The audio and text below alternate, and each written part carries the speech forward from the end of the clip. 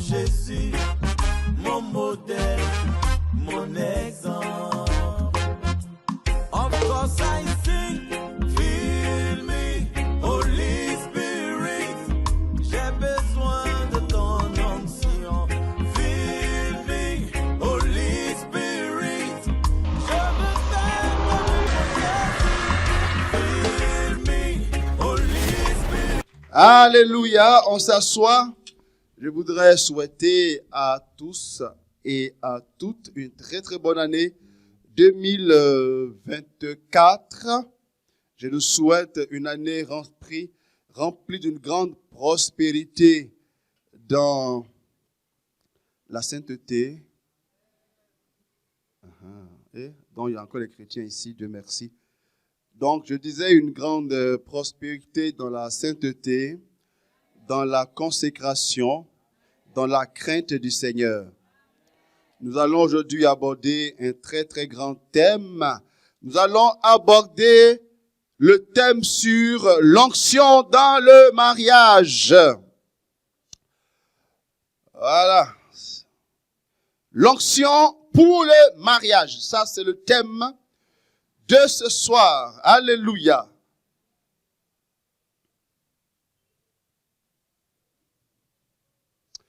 L'onction pour le mariage. On prend nos Bibles.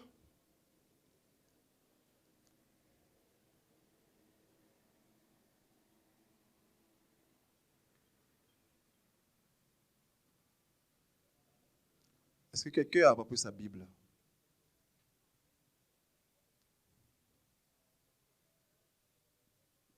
Tu as oublié ta Bible là-bas, Marie-Pascal? Bonne année Bible.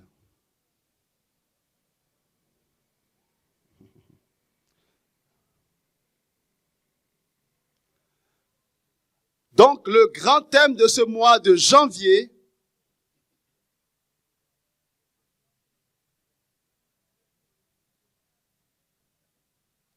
est donc sur le péché. Sur le péché.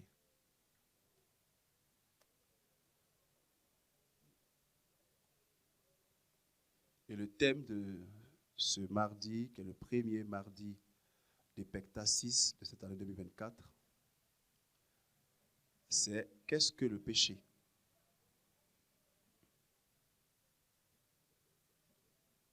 Je voudrais vous saluer, vous qui êtes les courageux, qui venez vous ennuyer en Dieu. Je vais saluer ceux qui nous suivent sur Internet, qui sont aussi courageux et qui s'ennuient aussi en Dieu. Que le nom du Seigneur soit béni. Un jour, je suis allé à un temps de louange et on sentait que, apparemment, la louange ne montait pas. C'était un peu lourd. Il y avait un décalage entre les instrumentistes et puis celle qui conduit la louange. En fait, ce n'était pas chic. Amen. Mais par la miséricorde de Dieu, je me suis mis, moi j'ai loué le Seigneur comme il convenait. Et après la prière, la sœur qui conduit la louange me bat pour dire, mais mon père, c'est bizarre, la louange, c'était pas chic, mais toi, tu louais le Seigneur, il dit, mais c'est normal. Ma louange à moi ne dépend pas de vous. Amen. Non, ma louange à moi ne dépend pas de vous. Vous êtes une aide, d'accord, pour que je puisse louer. Mais je ne vais pas faire dépendre ma louange de vous. Ma louange dépend de Dieu. Dépend de comment je vois Dieu et non pas comment j'entends votre musique. En fait, la vie chrétienne ne dépend de rien d'autre que de Dieu. Et je voudrais de tout mon cœur prêcher ce thème sur le péché. Dites-moi, est-ce que vos oreilles vous démangent en ce moment ou pas? Car en général, il y a des thèmes qui nous démangent l'oreille. Ça te dérange? Non, ce thème-là. Tu sens que ça ne va pas, non? Tu sens que tu peux déranger? Non? Non? Ça tombe bien. Qu'est-ce que le péché? C'est tout ce qui s'oppose en nous à la volonté de Dieu. C'est tout ce qui s'oppose en nous à la volonté de Dieu. Or, qu'est-ce que la volonté de Dieu? Cette volonté, donc celle de Dieu, est inscrite de manière fondamentale, de manière forte. Et pour la première fois, en grand français encore, on dirait de manière principielle. Donc dans le principe, elle est située, cette volonté-là, en Genèse, le chapitre 1, le verset 26. On va entendre, frères et sœurs, lorsque une chose est exprimée pour la première fois, elle indique justement le caractère fondamental, le caractère basique de la chose. Frères et sœurs, on peut dire beaucoup de choses, mais en général, les premières choses qu'on dit sont les plus importantes et tout le reste ne sont que des développements pour mieux saisir ce qu'on a dit en premier.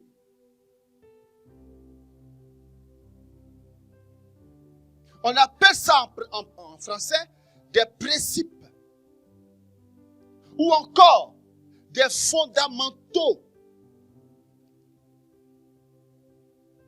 En notre français encore, on appelle ça des paradigmes, c'est-à-dire ce sur quoi les autres choses sont fondées. Et la volonté première, principale de Dieu pour toi et pour moi, c'est Genèse, le chapitre 1, le verset 26, que tu connais presque par cœur, qui te dit des choses, mais qui aujourd'hui va te dire autre chose. Qu'est-ce que Dieu nous dit? Genèse 1, 26. Dieu dit, Il dit quoi?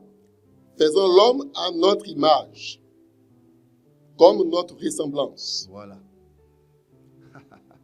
et qu'il domine. Non, tout cela, c'est même pas de là-dedans. Réponds-moi ça. Dieu dit, Il dit quoi?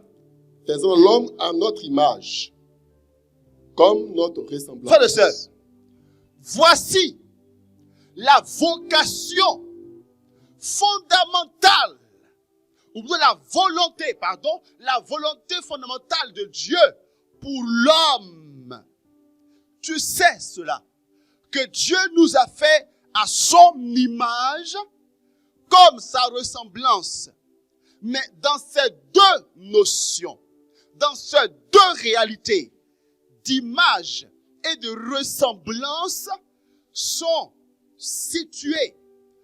Donc la volonté de Dieu pour nous et partant notre vocation, ce que Dieu attend de nous.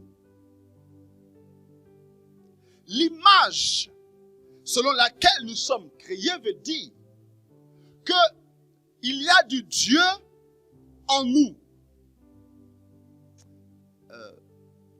Quoi si piano? C'est une bonne initiative, mais ça me... Non, c'est pas mal, merci pour l'initiative, mais ça me dérange un peu. Il faut que tu écoutes, sinon on pense être bercé par la musique, là, on ne va pas comprendre. Oh ça, il faut qu'ils comprennent. C'est une bonne initiative. Hein. L'image veut dire que nous sommes faits comme Dieu. Donc, il y a du divin, du Dieu en nous.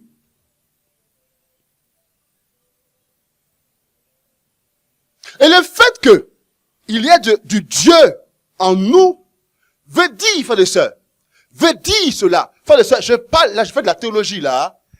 Nous sommes déjà, ça montre que nous sommes déjà une nature unie à Dieu. L'être humain a une nature unie à Dieu. Nous sommes unis à Dieu. Dès l'origine, nous sommes unis à Dieu. L'être humain est uni à Dieu. Parce qu'il est image de Dieu. Parce qu'il y a du Dieu en lui. Frères et sœurs, il faut approprier ce thème. Union. Approprie ce thème. Il faut approprier ce thème. De même que tu as déjà plusieurs fois entendu le thème consécration, de même, écoute-moi. Écris ce thème union dans ton être, dans ton âme.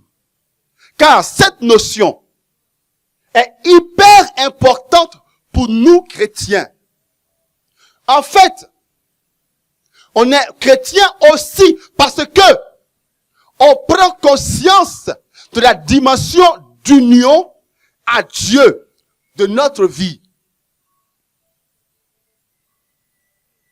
Depuis la création, il y a du Dieu en nous.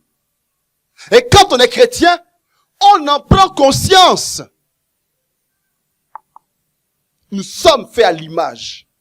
Ça veut dire que tu es uni déjà. En fait, c'est pas trop, mais ça veut dire que tu as un enfant.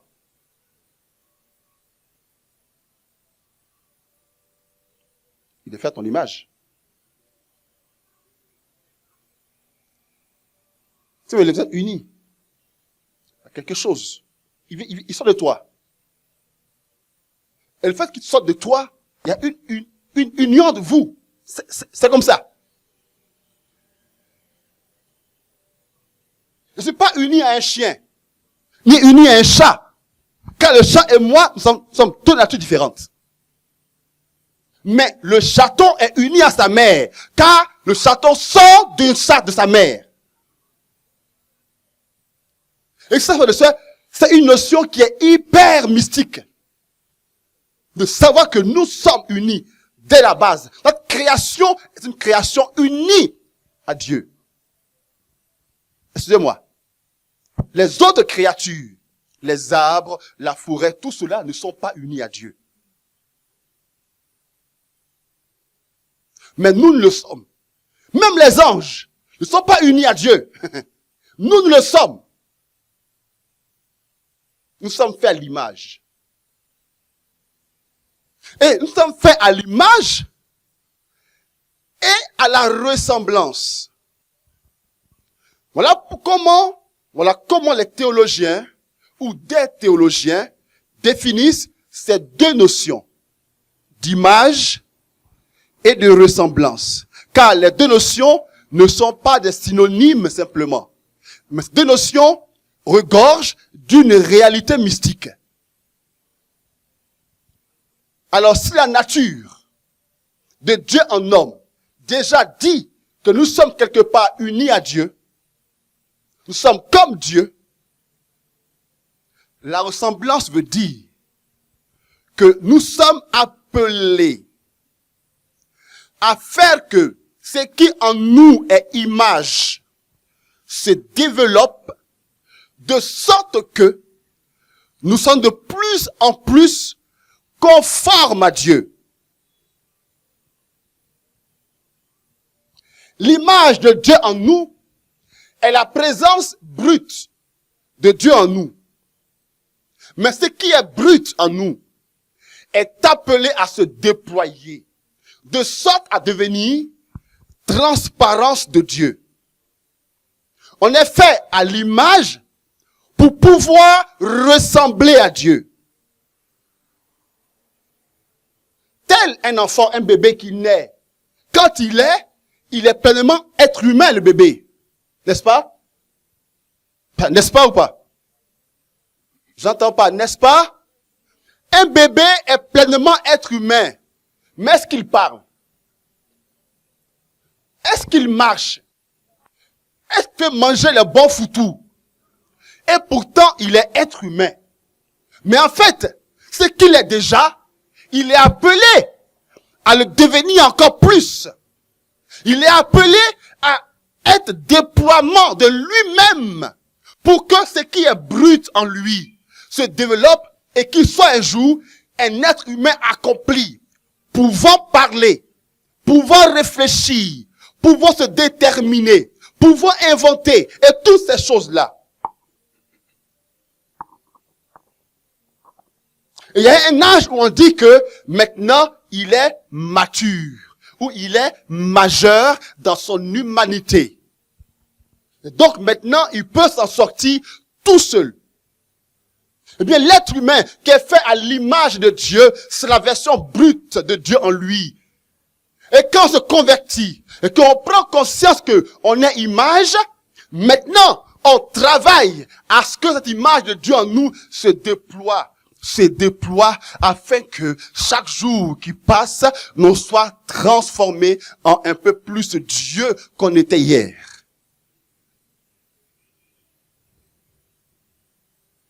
Est-ce qu'on se comprend, frères et sœurs? Amen. Et il y a un théologien qui prend l'image des clichés. Aujourd'hui, on a tous des smartphones. Mais autrefois, nous avons des appareils photo avec des clichés. Et quand on prend une photo, il faut aller au laboratoire pour laver les clichés. Eh bien, ce théologien dit que les clichés, c'est l'image. Pour voir l'image dans le cliché, il faut vraiment bien regarder. Parce que c'est pas très visible. On devine que quelque chose y est, mais c'est pas encore bien visible. Mais quand on passe au labo, dans le liquide là, qu'on lave progressivement, ce qui était flou devient clair au fur et à mesure. Eh bien, en tout être humain, dans le pire des violeurs, il y a l'image de Dieu, même si c'est pas très visible. Dans le pire des gangsters, il y a l'image de Dieu, même si c'est pas très visible.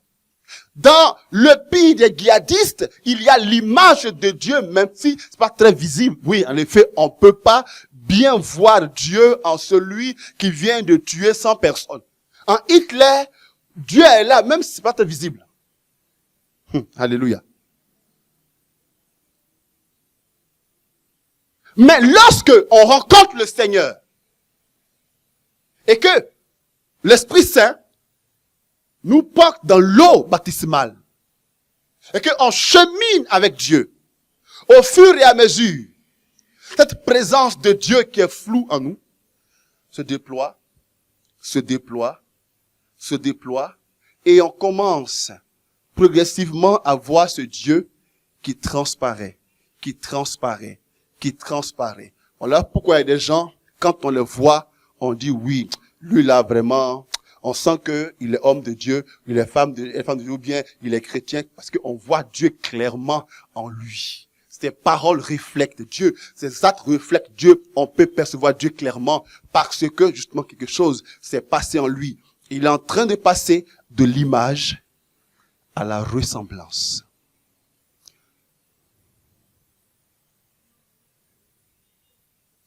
La volonté de Dieu pour vous et pour moi est que nous ressemblions à Dieu. Point final. La volonté de Dieu pour nous est que nous soyons unis chaque jour un peu plus à Dieu. Et ce que nous voyons comme des saints aujourd'hui, ce sont des gens qui ont travaillé, frères et sœurs, à être des personnes ressemblantes de Dieu. Padre Pio, par exemple, est appelé le transparent de Dieu. En fait, tous les saints sont les transparents de Dieu. Et telle est la volonté de Dieu pour nous, que nous soyons des transparents de Dieu. Par une union chaque jour plus forte à Dieu. L'union de nos désirs, l'union de notre volonté, l'union de tout ce que nous faisons soit connecté à Dieu. Et tel était le plan de Dieu pour Adam et Ève, qu'ils soient unis à lui et vivent de lui, qu'ils soient, porteurs de ce Dieu-là, qu'ils soient manifestation de Dieu là où ils sont. Voici le plan de Dieu, frères et sœurs. Donc c'est au chapitre 1, verset 26. C'est après, au verset 27, que maintenant Dieu va dire, homme et femme, il les créa. Au départ, c'est l'homme qui crée. Et ce n'est qu'après qu'il dit homme et femme. On n'est pas créé, frères et sœurs, d'abord pour être marié. On n'est pas créé d'abord pour être prêtre. On n'est pas créé pour être religieux. On n'est pas créé d'abord pour faire ceci ou cela. On est créé pour être comme Dieu. Alléluia. Et le serpent le savait. Le serpent le savait. Et il vient, il passe derrière Dieu et il falsifie quelque chose de Dieu pour dire, Adam et Ève, écoutez, Dieu dit quoi même? Que si vous mangez quoi. Non, c'est même pas vrai. Il sait que si vous mangez, vous serez comme des dieux. Et Adam et Ève dit, ah bon? Ah ben ça m'intéresse. Mais en fait, ils étaient déjà comme des dieux.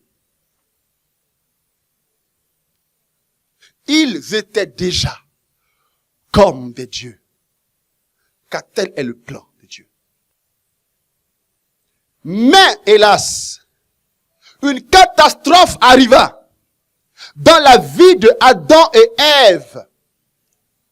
Une bombe nucléaire a explosé dans notre humanité, dans la création de Dieu. La bombe nucléaire est que Adam et Ève se sont laissés duper par le serpent et ils sont tombés dans le péché, dans la désobéissance à Dieu. Et cela a gâté le projet de Dieu pour l'homme, pour Adam et Ève. De sorte que, à partir de ce moment-là, de ce péché de Adam et Ève, le plan de Dieu a été bouleversé. Ce qui, en principe, devait être pour eux facile, leur vie qui devait être une vie d'épanouissement, s'est transformée en une succession de douleurs. Même l'enfant qui devait être sous de joie maintenant pour l'avoir, il faut souffrir un peu. Même le travail, il faut suer un peu pour l'exercer. Et, par-dessus tout, ils ont été chassés de la présence paradisiaque de Dieu. Frères et sœurs, le péché est le vrai problème de l'être humain. Le péché est ce qui a gâté l'existence de l'être humain. Le péché est ce qui a causé tout le problème de l'être humain. Pourquoi? Parce que le péché a séparé l'homme de la vocation de Dieu. A séparé l'homme du plan de Dieu. Or, l'apôtre Paul nous dit en Romains 3, 23. Écoute ceci. Romains 3, 23. Car tous ont péché et donc tous sont privés de la gloire de Dieu. Le péché nous prive de la gloire de Dieu. Le péché nous prive de la manifestation de Dieu. Voilà pourquoi je dis le problème est notre réel problème. Et Paul le dira plus tard. Paul dira que on n'a pas à lutter contre la chair, ni contre le sang, mais contre les esprits qui nous poussent au péché.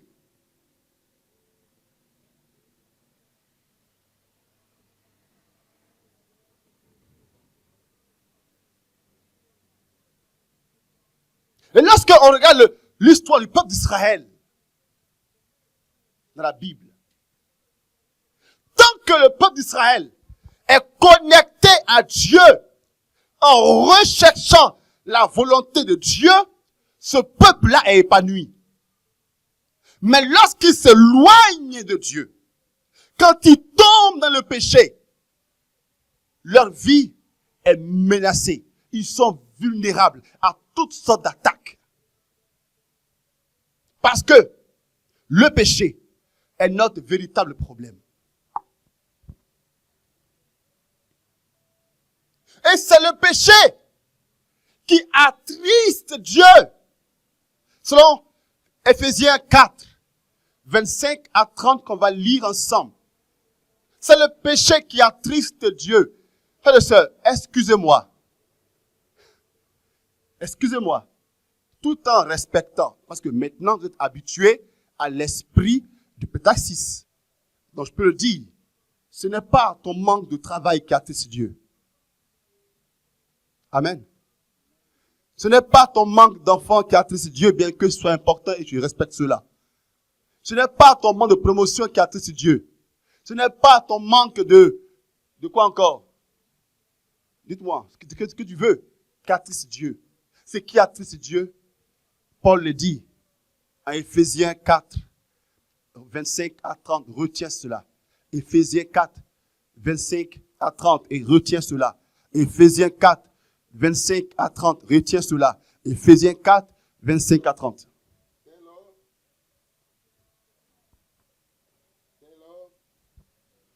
Plus que de mensonges.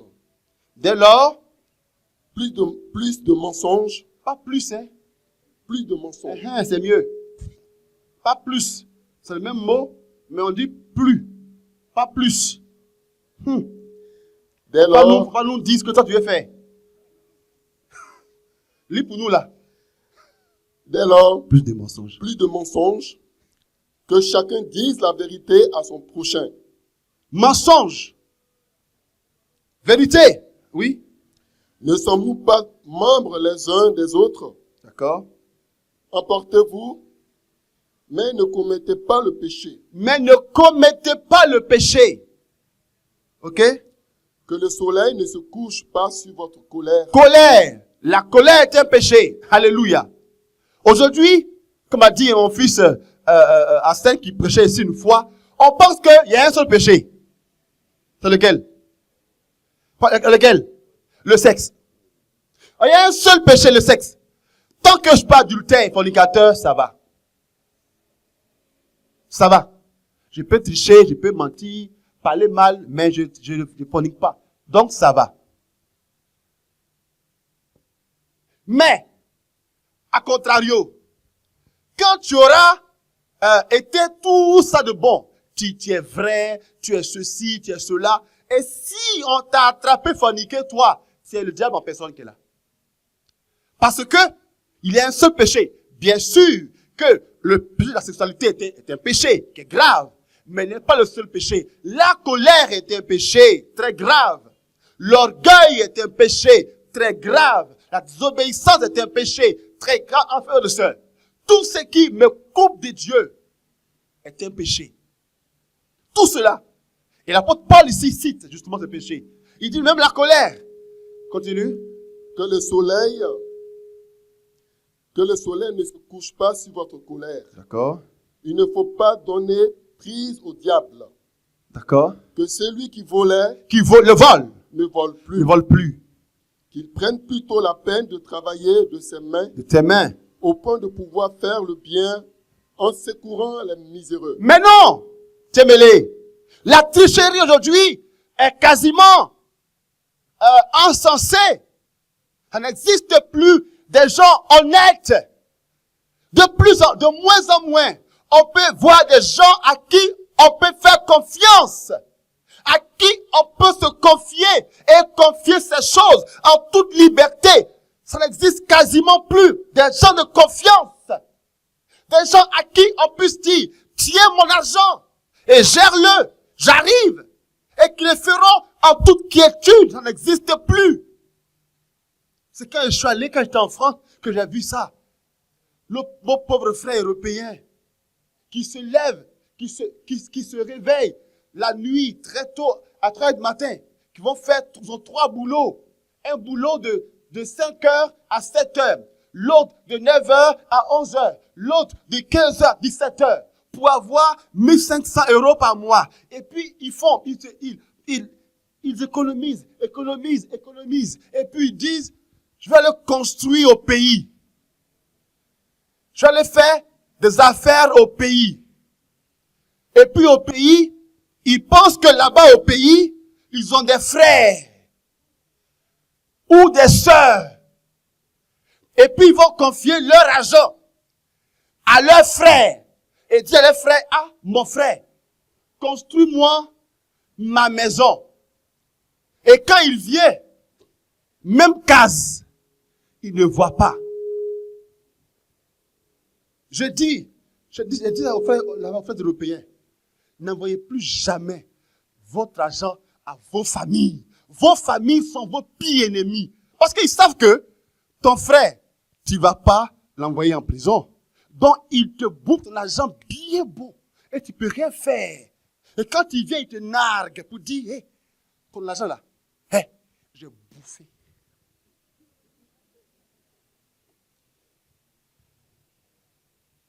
Si tu essaies de te confier, de prendre tes biens et les confier à quelqu'un, frère et sœur, tu n'en verras aucune trace. Et là, les chrétiens, on n'en fait pas l'exception. On n'en fait pas l'exception. Aujourd'hui, nous les chrétiens même, on conçoit que on est en Afrique. Et en Afrique, tant qu'on ne paye pas les concours, on ne les aura pas. Même toi, même moi, chrétien, je suis convaincu de cela. Donc, tu sais quoi? Je rentre dans le contexte. Je rentre dans le système parce que, Jean, c'est moi, j'ai tout changé. C'est ça, non? Attends. Donc, depuis, ça existe là. Donc, c'est moi. Et puis, des arguments farfelus. Donc, c'est moi, je vais tout changer. Oui, c'est toi qui as tout changé. Pourquoi pas? Alléluia. Non! Il faut payer d'une face. Tu es ici, Bouza, tu es ici. Je parle de toi. Il faut payer d'une face, c'est ça? Il faut payer le CAFOP. Il faut tout payer. Il faut payer le concours de police. Mais comment est-ce qu'un concours de police qu'on a payé, on va pas rembourser ceux qui ont prêté l'argent? Puisque c'est 1 million, tu n'as pas 1 million, tu fais quoi? On te prête, tu payes, mais il faut que tu rembourses. Comment? Tu vas rembourser comment? En fait, ce n'est pas toi qui rembourses. C'est nous, on rembourse pour toi. Puisqu'on te paye sur la route pour rembourser. Et il semble que les gens ont dit ça, on l'a arrêté en pleine prédication. Mon cher, si un est mort, on va tous mourir. C'est pas grave. Là, aujourd'hui, là, on ne sait plus où est Elipada. On ne sait plus où il est. Moi, je suis à Lata. Lata, il n'y a rien. C'est la brousse. Si on m'enlève là-bas, on ne saura même pas comment enlever. Mais si je meurs parce que j'ai dit ça, au moins, quand je serai là-bas, je dirai à Dieu, c'est à cause de lui, je suis mort. Lui qui est là-bas. Alléluia. Est-ce que, je ne sais pas comment ça se passe encore maintenant, est-ce que le gouvernement a réussi à assainir les concours d'ENA? Est-ce que le gouvernement a réussi à assainir cela? Si c'est bien, on le dit Dieu merci. Mais on sait qu'autrefois, on ne peut pas avoir accès à l'ENA si on ne paye pas. Et nous, les chrétiens, on paye comme tout le monde. Mais tant qu'on ne fornique pas, ça va. Tant qu'on n'a pas fait adultère, ça va. Ou le pétrole des élèves étudiants. Les étudiants qui sont ingénieux dans les sites pétroliers. Ils sont ingénieux. Au lieu de prendre le temps d'étudier, décaper comme nous on a fait, ils sont ingénieurs des sites. Comment on va pétroler le maximum? Puis on venait chanter ici dans notre cœur. J'ai un Dieu, puis non, c'est pas toi, hein, c'est un exemple. Pas le candidat. À moins que ce soit une révélation. Non, c'est pas lui, non, il n'est pas comme ça. Il est tout ça, non, pas comme ça. Tu disais quand même là.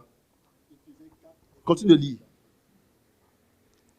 De votre bouche ne doit sortir aucun mauvais propos, mais plutôt toute bonne parole, Toute capable, bonne. Bien parler. Frère et sœur, mal parler est un péché. Amen. Mal parler. Attends, souvent je suis inquiet quand je vois les chrétiens qui se confessent. Le gars a fait 5 mois sans se confesser. 5 mois, 6 mois, 1 an. Et puis il vient, il dit, mon père, j'ai menti, j'ai forniqué. J'attends la suite. Et puis il dit, j'ai fini. Il dit, aïe. Moi je veux bien, hein. Moi je veux bien. Que en 6 mois, il ne fait que ça. Mais c'est pas vrai. Mais c'est pas vrai. Le juste pêche 7 fois par jour. Amen. Le juste, parce que même nos propos, comment est-ce qu'on parle? Comment est-ce qu'on regarde? Comment on regarde? Mon père, j'ai forniqué. Ok. Quoi d'autre? Non, c'est bon. Quoi? Donc, je dis à quelqu'un un jour, va. Demain, tu reviens. Parce qu'en 6 mois, excuse-moi, en 6 mois, moi je vais bien. D'accord, je vais bien. Mais Padre Pio lui-même, semble-t-il que la colère a été son problème. Tu n'es pas de Pio.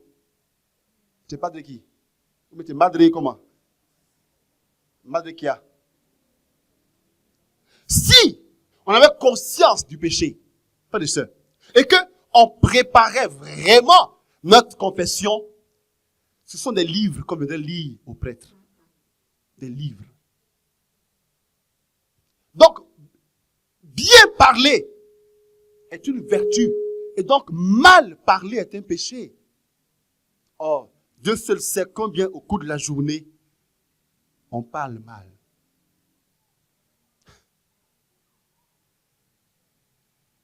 Oui. mais plutôt toute bonne parole capable d'édifier, D'accord? quand il faut, et de faire du bien à ceux qui l'entendent. De faire du bien, ok? Ne contristez pas l'Esprit Saint de Ne Dieu. contristez pas l'esprit. C'est toutes ces choses-là qui contristent ou qui attristent l'esprit. En fait, c'est notre péché. Ce sont nos péchés qui attristent l'esprit. Mais pourquoi le péché attriste l'esprit? Pas que notre sainteté fait grandir Dieu et nos péchés diminuent Dieu. Il n'est pas triste parce que on ne l'adore pas. Alléluia. Notre adoration, notre louange n'ajoute rien à Dieu. Notre sainteté n'ajoute rien à Dieu. Mais Dieu est triste parce que Dieu sait que c'est la communion avec lui qui est source d'épanouissement pour nous. C'est comme des parents qui voient leurs enfants qui n'étudient pas et qui souffrent. Pourquoi? Parce que vous savez que c'est en étudiant que vos enfants pourront réussir un jour. Donc, vous avez mal. Pas parce qu'ils n'étudient pas et que vous n'allez pas manger leur argent. Mais quand un parent voit son enfant qui travaille bien, il est content. Parce que l'enfant va réussir. Et quand Dieu nous voit par des directions qui ne sont pas les siennes, il s'ouvre parce qu'il sait que cette direction va nous conduire à autre chose qu'à un véritable épanouissement. Le péché, frères et sœurs, nous dévie de l'épanouissement. Voilà pourquoi David a pu dire au psaume 23 que si le Seigneur est mon berger, s'il me conduit donc là où il faut et comme il faut, je ne manquerai de rien.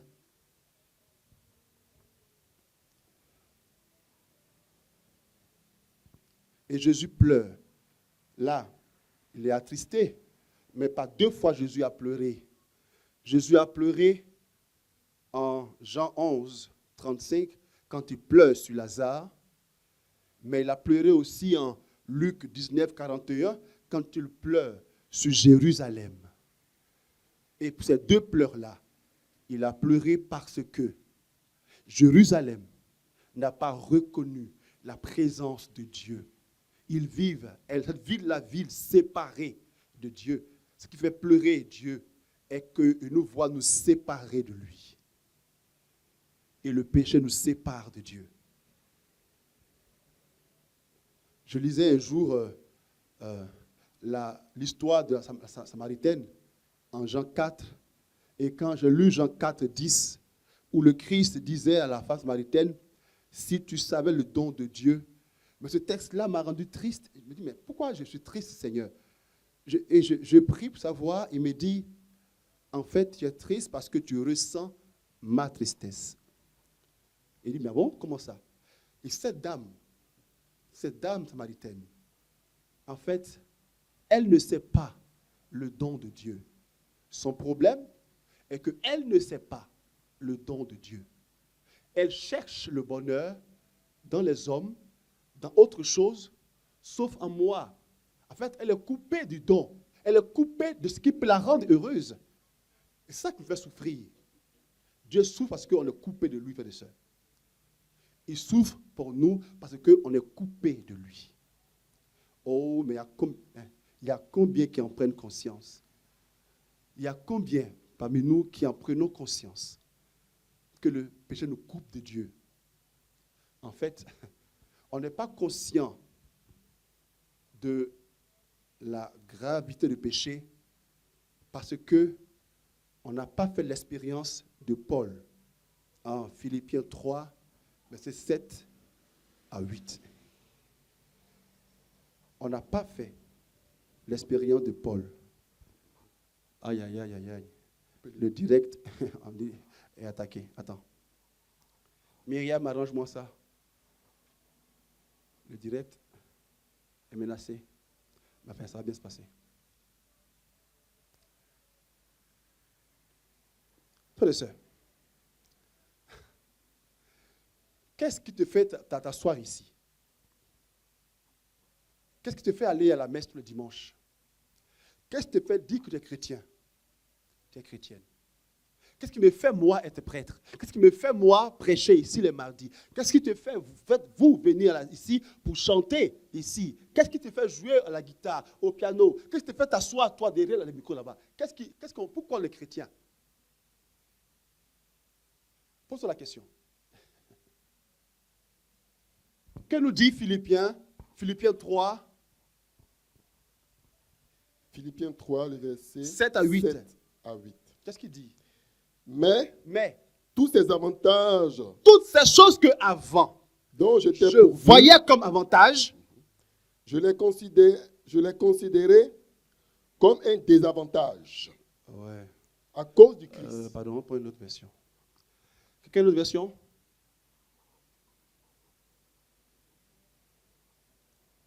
Pardon, prends ton micro, va là-bas, quelqu'un va nous lire ça dans sa version.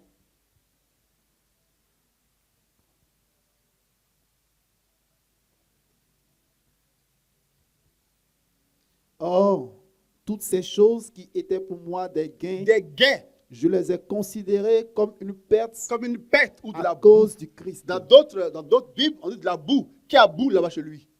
Qui a la version où on dit la boue? Non? Personne là-bas? Là? Bon, on répond ici. Continue de lire. Or, toutes ces choses qui étaient pour moi des gains, je les ai considérées comme une perte à cause du Christ. Continue.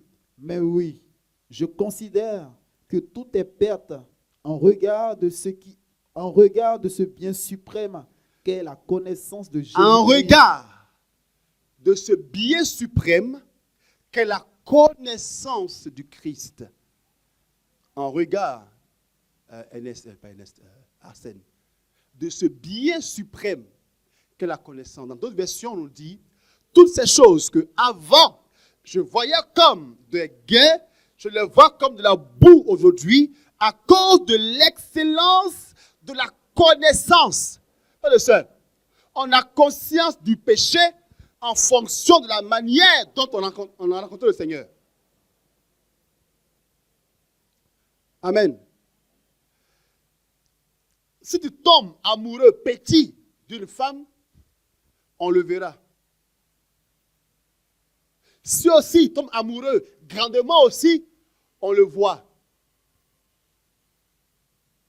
Quand quelqu'un est amoureux, frère, quand il va au travail, il n'a qu'un seul désir. C'est quoi? Rentrer à la maison. Mais c'est parce que tu aimes que quand tu finis le boulot, tu estimes que faut d'abord que tu ailles voir Kwasi Junior. Après, tu vas voir Seydou Mamadou. Tu vas aller voir Amlakan Junior pour rentrer à 23h. Et tu estimes que tu as raison. Adam, ouais, ça. Alléluia. Je dis ceci. Les hommes qui suivent 7 jours, pendant 7 jours, tu passes au moins la moitié au dehors. Frère, tu n'aimes pas ta femme. Il ne faut pas avoir se cacher. C'est toi qui estimes que tu as toujours un pot à prendre. Tu as un pot à prendre. Cette pot-là, prends ça dedans avec ta femme. Non, j'ai soufflé. Et elle n'a pas de narine pour souffler.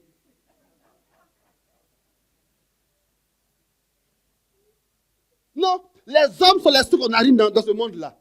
J'ai soufflé. Soufflé ensemble. Mais garde à la femme qui sent qu'elle a chaud. Garde à la femme qui sent qu'elle a chaud. Et qui, elle lundi, elle va au boulot et puis elle sait qu'elle va souffler aussi un peu. Parce qu'elle va souffler là. Elle va sentir soufflement là. Pourquoi? C'est une question d'amour, les gars. C'est l'amour. Vous n'aimez pas vos femmes. Un point, un trait. Quand on aime, on se le voit. Donc nous aussi, frères et sœurs, si vraiment on aimait Dieu, on le verrait. Mais la crainte de Dieu a disparu. Les chrétiens normaux, il n'y en a plus. Et les chrétiens ambianceurs. Alléluia. Les chrétiens qui craignent Dieu là, il n'y en a plus. La preuve, on pêche sans problème. À quand remonte la dernière fois où tu t'es confessé? À quand ça remonte? Par qui dit moi? À quand remonte la dernière fois où tu t'es confessé? Frère, on se confesse tous les 4 ans à l'aise. À l'aise. Un chrétien normal ne peut pas faire 1 mois. 1 mois, c'est anormal. Mais à l'aise. 3 mois, 4 mois. Et on trouve le prêtre, c'est j'ai forniqué. Point. C'est tout ça. Bon, là encore, heureux encore, il a dit ça. Heureux encore, il a dit ça. Parce que le sens du péché, il est parti. Il est parti. On ment à l'aise. On triche à l'aise. On se trahit à l'aise. On est en colère à l'aise. Et puis, il n'y a rien. Dans un couple, les familles se boudent pendant des jours à l'aise. Parce que on n'a pas rencontré vraiment le Seigneur. Paul dit, les choses là sont pour moi de la boue à cause de l'excellence avec laquelle j'ai rencontré le Seigneur. Vous et moi, on a rencontré le Seigneur. Vous et moi, on a à chercher le Seigneur. Qu'est-ce que chanter? Qu'est-ce que prêcher? Si ce n'est de rendre gloire à Dieu. Qu'est-ce que louer le Seigneur? Si ce n'est de rendre gloire à Dieu. Aujourd'hui, c'est une norme. Il faut, comme a dit Gédéon, il faut d'abord goûter. Si le goût est amer, tu laisses. Avant de continuer à partir. Hein? N'est-ce pas? Il faut quoi? Il faut goûter. Les jeunes qui se marient aujourd'hui, puisseaux, il faut une loupe. Il faut une loupe pour les voir. Même loupe là, même pour augmenter la loupilosité. Tellement ils sont rares. Quoi? Ça c'était quoi? Ça c'était qui? T. C'est encore là. Ah non, ça c'est ringard. C'est ringard. C'est dépassé. On n'est plus à ce stade. Nous sommes de notre époque. Oui, tu iras en l'enfer à ton époque aussi.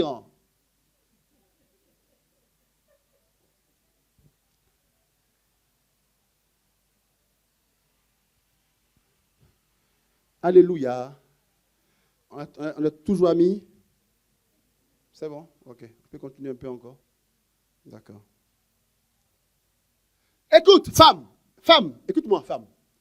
Si l'acte sexuel pouvait conduire au mariage, ça fait au moins 15 ans, 20 ans que tu es marié. Donc, pas croire que c'est pas quand il va te goûter quand tu es marié. Non, si je donne pas, il va partir.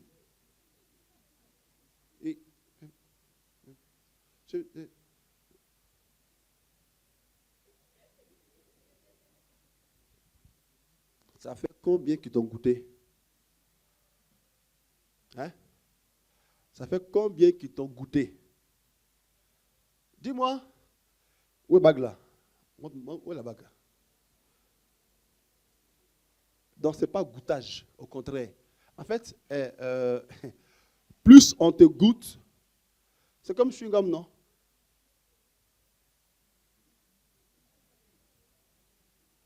Chewing-gum là, c'est quand c'est nouveau que c'est doux. Ou bien? Attendez que je ne vais pas bien. Chewing-gum là, c'est quand c'est nouveau que c'est doux. Qui ici mangera chewing-gum de l'autre? C'est qui? Donc imagine-toi le nombre de dents qui ont mâché chewing-gum là. Je suis sûr que si on faisait un CV de combien de bouches ton boucher, je suis sûr que ton homme va te dire, produit là a servi déjà. C'est plus est-ce que c'est encore valide?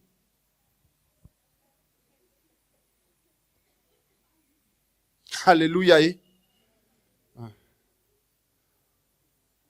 La date de péremption depuis longtemps est passée. Tu te rends compte de ça? Je suis sûr que, frère, tu serais honoré d'apprendre que celle avec qui tu te maries, elle est vierge. Tu serais honoré. Femme, tu serais honoré de savoir que l'homme là, il dit, c'est toi seul. Et je vais rendre grâce à Dieu. Si, je pense que, on devait maintenant même, au mariage là même dire, quand un couple, mais bon, ça, pour avoir ça, il faut attendre voilà, quand un couple se marie, vierge et puceau, waouh. La robe blanche là a du sens. Bon, s'il vous plaît, faut plus que vous alors ne pense pas à la robe blanche, ok? Le jour du mariage là, prends d'autres couleurs que le blanc. Que le blanc veut dire que, en principe, c'est blanc. Prends belge. Ou mieux, prends rouge. Bon, noir est si gentil. Pas noir. Mais je crois que c'est encore possible. Même si on a mal commencé, on peut bien finir. Alléluia. Il dit que même si on a mal commencé, on peut bien finir. L'homme avec qui tu es, la femme avec qui tu es, tu peux bien finir. Bon, je parle pas de vous qui avez des enfants. Pas dire que je peux dire des choses. Laissez ça. Continuez dedans. Allez-y, pas les nouveaux. Pour vous là, c'est un peu, bon. C'est délicat. Pardon. Faut pas le dire que le Père dit. Si tu veux, faut dire, toi tu dis. Mais laisse mon nom. Je veux pas des jeunes. C'est possible. toute manière, tu as 50 ans, 60 ans de ça à manger. Amen. On dit juste d'attendre juste un peu le temps que Dieu lui-même vous aide à vous apprêter à recevoir le vin nouveau. À vin nouveau outre neuve.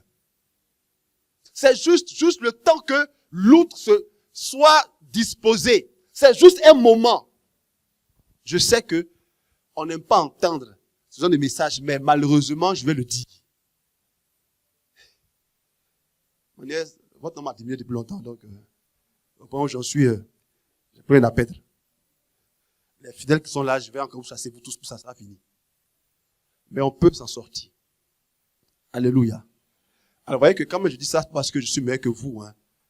Frère, on est dans la même galère. C'est le même bateau. On souffre ensemble de la même manière. Écoutez, la foi en 2001 où j'ai dit à Dieu, c'est bon, je suis convaincu de mon appel à être prêtre. Ce jour-là, quand je dis oui à Dieu, il y a une Jack, une Go, une quoi, qui depuis 1 an tournait autour de moi. Il dit, je ne voyais pas. C'est le jour où j'ai dit, je veux être prêtre là, comme ça. Il a fait un jour, tombé amoureux. Yeah. Et pourtant, mon gars, 2 mois avant, j'ai dit à Dieu, Seigneur, afin des prêtres là, moi, c'est pas dedans. Vos bêtises là, moi, dedans. Attends, rencontrer une fille, il n'a pas fait ça. C'est là, oh Seigneur, vraiment, merci pour la prière. Moi, je suis d'accord avec toi. C'est le jour où j'ai dit, Seigneur, voilà, je suis. Et maintenant, tu te battre maintenant. T'as dit, Dieu, il y a quelque chose, hein? Amen. On est tous dans la même galère. En fait, le péché, il est là. Dieu a dit à Caïn, le péché est tapis là à ta porte. Il peut te dominer, mais à toi d'en être le maître. Frères et sœurs, je suis dans la même galère que vous, dans la même souffrance que vous, dans le même combat que vous. Donc quand je parle comme ça, je parle d'abord à moi. Et je suis moi encore mieux placé, parce que plus, frères et sœurs, on a un certain niveau spirituel, et plus l'épreuve est coriace. Il y a des fois où je pleure amèrement et dis à Dieu, Seigneur, j'en peux plus. C'est dur. Donc, c'est ce que c'est que combattre, frères et sœurs.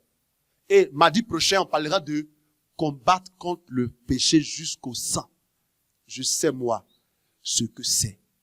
La vie chrétienne a des moments de gloire, mais des moments aussi de grande lutte, de grands combats. Faut-il que Dieu nous aide, qu'il nous aide à combattre. Alléluia. Est-ce que en 2024, tu veux combattre? Est-ce qu'on peut ensemble s'entraider à combattre? Qui n'a pas envie de combattre? Qui dit que non, ça c'est trop douillet. Qui veut combattre? Qui veut combattre en 2024? Qui veut combattre? Combattre contre son péché. Moi, je veux combattre. Alléluia. Moi, je le veux. Et j'aimerais qu'on va se soutenir, qu'on se soutienne ensemble et qu'on arrive. Faut qu'on arrive vraiment à dire à Dieu qu'on l'aime. Faut qu'on arrive à montrer à Dieu qu'on se consacre à lui. Faut qu'on arrive à dire à Dieu, Seigneur, je veux m'offrir à toi totalement. Je veux m'unir à toi. Je veux te ressembler, Seigneur. Mais en même temps, je veux te rassurer. C'est parce que tu as dit cela que tu seras encore plus tenté. Parce que le diable aussi, il a le coude. Et quand tu fais un pas, lui, il fait 2 pas. Parce que le diable ne veut pas que tu réussisses. Il ne veut pas que je réussisse. Il fera tout pour que toi et moi, on échoue. Après toi, cela, d'où la notion de combat. Alors, j'aimerais nous engager cette année, 2024, nous engager à combattre. À combattre toutes les formes de péché. La jalousie, la colère, l'impudicité, la rancune, le manque de toutes ces choses-là. Il nous faut combattre contre cela. Alors si tu veux, tu vas te mettre debout.